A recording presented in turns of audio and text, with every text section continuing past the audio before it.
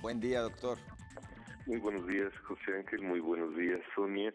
y un muy buen inicio de semana para todos los radioescuchas y televidentes del Sistema Universitario de Radio y Televisión. Pues en todos estos últimos días, meses o quizás inclusive años se ha hablado mucho de la corrupción de los gobernadores en México y de hecho pues se han comenzado a ejercer denuncias penales contra algunos de ellos, específicamente el caso de Padres de Sonora, y pues está buscando a varios, entre otros el más prominente es el gobernador Duarte o exgobernador Duarte de Veracruz. Entre todos, porque son varios, cuando menos hay quien pone a un equipo que son 11 gobernadores, pero yo creo que hay mucho más de estos gobernadores que tienen realmente graves acusaciones o acciones de daño al patrimonio, desvío de recursos de los dineros públicos. Entre todos ellos pues ha pasado desapercibida o no se ha hablado demasiado la figura del exgobernador de Jalisco, Emilio González Márquez. Emilio González Márquez, pues quien fue el pasado justamente gobernador de Jalisco, pues precisamente tendría que estar en estas listas a nivel nacional de los gobernadores que han desviado recursos. Sin embargo, como lo dije, su nombre no suena mucho. Últimamente los senadores del Partido Revolucionario Institucional pidieron informes a la Contraloría precisamente para avalar algún tipo de denuncia a nivel nacional. Sin embargo, en realidad a mí esta solicitud me suena más a esos estiras y aflojas que se empiezan a hacer entre los grupos políticos, entre los partidos políticos antes de las elecciones para, como por decirlo así, tener amarradas algunas de sus cartas para juzgarlas en la mesa cuando venga todo insisto, estira y afloja electoral. Es como estar preparando elementos para negociar las elecciones y no para poner en serio denuncias penales. Aunque precisamente hablando de denuncias penales, el exgobernador de Jalisco y varios de su equipo de trabajo tienen 23 denuncias penales presentadas por la Auditoría Superior de la Federación ante la Procuraduría General de la República. Son 23 denuncias que lo sitúa en el segundo lugar de gobernadores denunciados o de denuncias presentadas ante la PGR después del caso precisamente del gobernador, ahora exgobernador de Veracruz. Entonces, los casos que más resaltan de los desvíos de recursos, defraudaciones, malos manejos, como se esté procesando del gobernador, pues son varios, pero los que más resaltan son la construcción de la Casa Jalisco en Chicago. Precisamente esta Casa Jalisco en Chicago que fue construida gastando millones de dólares cuando en realidad costaba por mucho menos. Los fraudes también cometidos a capeces de todos estos que han sido señalados por la auditoría del estado de Jalisco. También las villas panamericanas, la construcción de las villas panamericanas que hasta la fecha continúa siendo un elefante blanco y que pues también se demuestra cómo fue un atentado precisamente al desarrollo, a la ecología de toda la zona metropolitana de Guadalajara. Uno de los inmiscuidos en estos manejos que aparenta un daño patrimonial hasta de 7,000 millones es Carlos Andrade Garín. Otro de los casos muy sonados es Chalacatepec. Chalacatepec, ese famosísimo Nuevo Cancún, en donde no solamente hubo un paulatino despojo de tierras a campesinos y pescadores, sino que también hubo un enorme robo, podríamos llamarlo así, a los pensionados.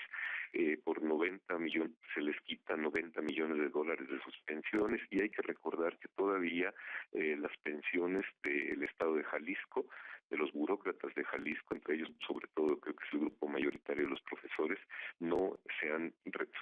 regularizado. Por otro lado, también las limosnas que se le dieron, limosnas millonarias que se alcanzaron a dar, había programado 90, creo que se le dieron solamente 30 millones solamente a la iglesia católica de Jalisco, por esta relación que estableció Emilio González Márquez con el cardenal Juan Sandoval. También digamos ya así del dinero, podríamos llamarlo inclusive hasta como dinero morralla, podemos hablar de 45 millones que se le dieron a Teletón, 55 millones para el famoso espacio Televisa, 12 millones para promocionar una telenovela, para ser parte de los productores de una telenovela que se llama Las tontas no van al cielo, con la cual se decía que se iba a promocionar al estado de Jalisco, y que en realidad esa promoción pues no tuvo mayor impacto. 3.5 millones para Juguetón y 4.1 millones de pesos para un concurso que se llamaba 13 Amarillo de TV Azteca, sin contar también todos los gastos de promoción personal, que creo que en sus primeros años ya andaba casi en los 300 millones de pesos, 200 y tantos millones de pesos. Es decir, el gobernador del estado de Jalisco usó al estado de Jalisco como una especie de caja chica para sus inversiones personales, para las inversiones con respecto a sus amigos y para un desvío fuerte de recursos, de los recursos públicos del estado de Jalisco. Por eso nos extraña que justamente, aunque aparezca por ahí de vez en cuando, lo comenta en la prensa, no sea uno de los gobernadores más buscados o que sea llamado a citar por la Procuraduría General de la República. Ahora bien, hay que recordar que el Contralor del Estado de Jalisco, Juan Bañuelos, también había dicho que iba a presentar denuncias, no solamente frente a la PGR, sino también frente a la Fiscalía. Esto se ha ido esfumando. La pregunta es, ¿qué pasa exactamente con toda esta evidencia que se tiene, con estas denuncias que se anuncian, pero que sin embargo no se llevan a cabo? Una de dos, estamos frente a un gobierno pues completamente incapaz de realmente defender los recursos públicos de sus gobernados, o sencillamente estamos frente a actos públicos, todas estas denuncias como cosas que se dicen en público, de una negociación que se lleva en privado entre los partidos políticos, es decir, amagos de te voy a hacer esto que saco en público si no me resuelves esto que estamos tratando en privado, que es como normalmente se lleva la política en Jalisco. Pero hay más, porque los daños que cometió Emilio González no fueron únicamente al erario, no fueron únicamente en recursos. Desde mi punto de vista hay un crecimiento también del crimen organizado, que probablemente tuvo que ver con nexos en el lavado de dinero, en donde Emilio González pudo haber servido de puente entre algunos empresarios y algunos delincuentes que tuvieron la necesidad de lavar dinero. Una prueba de ello, o la punta del iceberg, es este señor, o la relación de Emilio González con este señor conocido como el Pistola o la Pistola, quien fue detenido hace poco tiempo, que era quien le llevaba más o menos los negocios a Emilio González, quien inclusive lo cuidaba, y que hay que recordar que este señor todavía tenía relación con otros gobiernos. Por ejemplo, su esposa rentaba un edificio en Tlajomulco para la policía municipal, tenía todavía un hijo en la nómina del Ayuntamiento de Guadalajara, y en Puerto Vallarta, pues este señor amenazó de muerte a los regidores Susana Mendoza, y creo que actualmente está todavía desaparecido Humberto Gómez Arévalo. Esta relación con el Pistola, que es una relación muy lejana, cuando este señor era asociado con el hermano de Emilio González Márquez para un robo en un banco en Lagos de Moreno, pues es como una relación puente entre el cártel Jalisco Nueva Generación y mucho dinero que han empleado distintos empresarios, los mismos que le aplaudieron a Emilio González lamentada de madre, para lavar dinero justamente. Gobierno, empresarios y cártel Jalisco Nueva Generación lavando dinero en el Estado para un aparente crecimiento de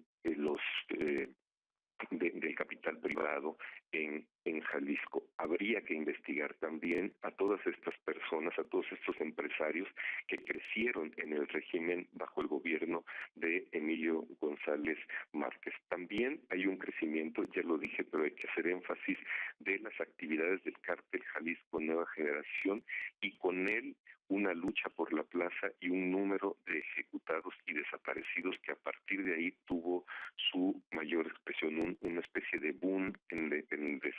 ejecutados y desaparecidos. Hay que recordar también que todas las acciones que hacían el gobierno federal a través del ejército o a través de la Policía Federal en el estado de Jalisco no se le avisaba al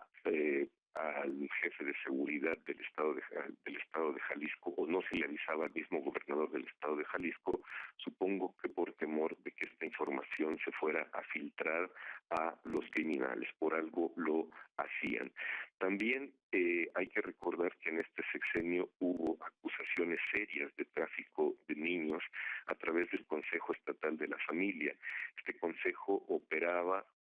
como un enlace entre el gobierno del estado también a través de este consejo y grupos en Irlanda y en Francia y en España. Inclusive tuvieron que venir a declarar algunos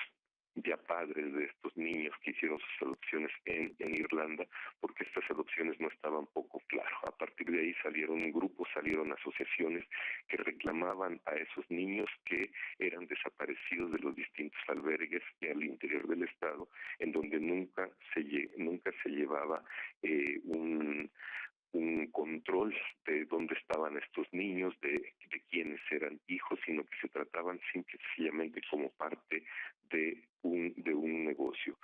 Por otro lado, también hay que pensar que hay grupos de delincuencia organizadas tratados con ocupados en el tráfico de blancas, en el tráfico de menores, de niñas menores de edad, en los cuales se vio vinculado el mismo procurador de Emilio González Márquez, quien participó en estas fiestas de una casita que tenían por la carretera Chapala, en donde participaban niñas menores de edad que eran enganchadas, como se dice vulgarmente, para este tipo de actividades por personas de grupos de tratas de blancas. El procurador nunca fue citado a declarar, era el mismo procurador, y Emilio González Márquez salió a su defensa diciendo que él estaba en esa casa donde ocurría este tipo de actos, pero el procurador estaba en otra recámara. Así podríamos estar hablando de una gran cantidad de actos irregulares, criminales inclusive, de fraudes económicos, de desvío de recursos que se hicieron en el periodo de Emilio González Márquez y que sin embargo parece que van a pasar sin ser castigados. Parece que nos pasamos un sexenio, entramos a otro sexenio que prometió hacer justicia en estos casos que, como estoy diciendo, no son uno ni dos, sino son innumerables casos, pero que nuestro olvido lo va a llevar a que esto pase como desapercibido, como algo que no fue grave. Y termino pues haciendo un comercial precisamente de todo esto. Este miércoles yo escribí un libro que trata todo este tipo de cosas, que se llama Poder, Deber y Beber, y este jueves,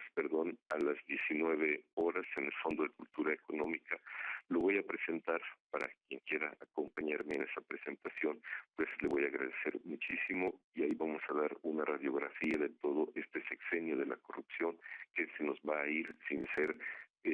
merecer su castigo. Ese es mi comentario para el día de hoy. ¿Qué hora, doctor? Es a las 19 horas, José, en el Fondo de Cultura Económica. Muy bien, pues al pendiente estaremos, por supuesto, y agradecidos, doctor Castelán, muy amable. Al contrario, muchísimas gracias, un gran abrazo. Roberto Castelán con el comentario aquí en Señal Informativa. Nos vamos rápido a la pausa, ya regresamos.